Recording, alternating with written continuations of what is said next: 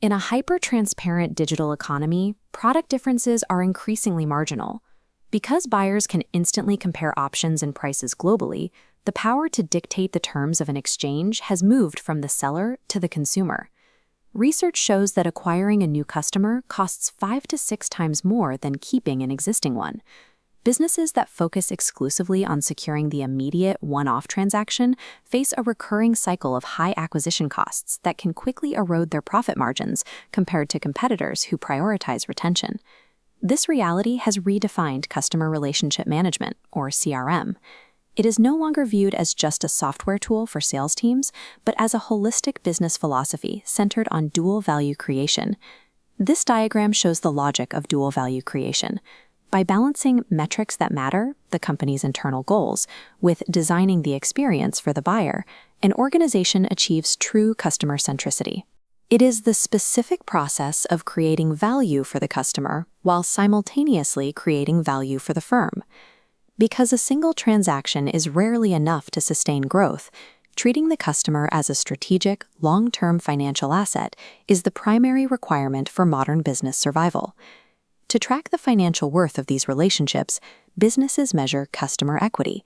This approach treats the entire customer base as a financial portfolio, where each segment functions as a mini profit center, managed for long-term yield. Customer equity has 3 pillars. First, value equity, a rational assessment of quality, price, and convenience. Second, brand equity, subjective emotional evaluations of brand awareness and ethics. Finally, relationship equity, the ongoing bond driven by loyalty programs and personalized treatment.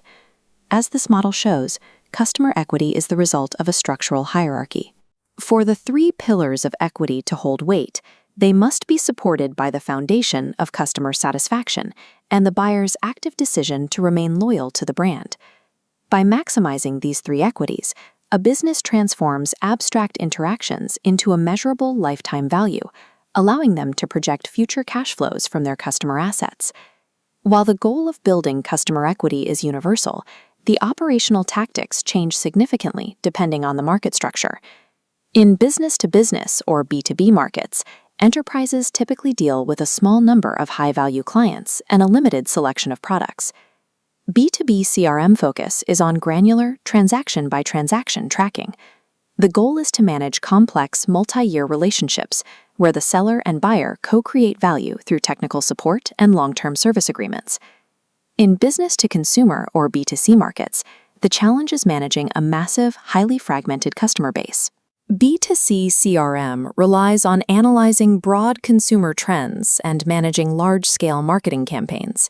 The system handles a high volume of transactions while using mass communication, like advertising and social media, to establish a sense of personal connection.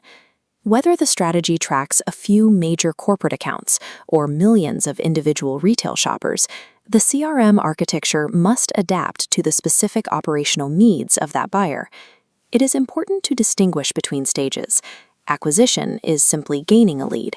The financial engine of a CRM strategy truly begins after that purchase, during the retention phase.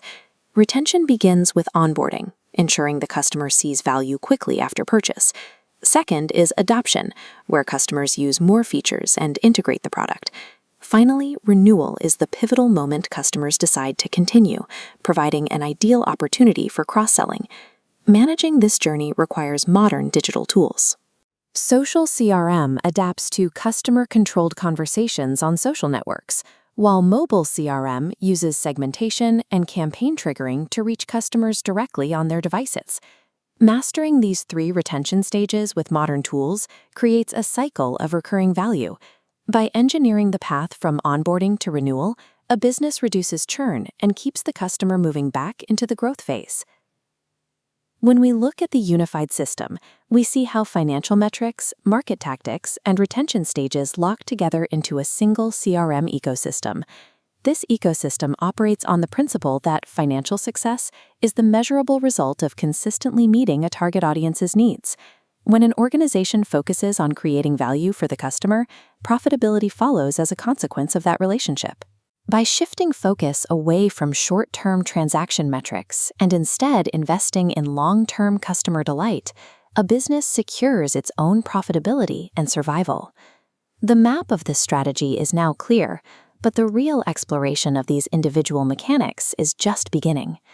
In our next module, we will dive deep into the specific math and psychology behind customer equity and explore how the world's most successful brands calculate the lifetime value of their assets.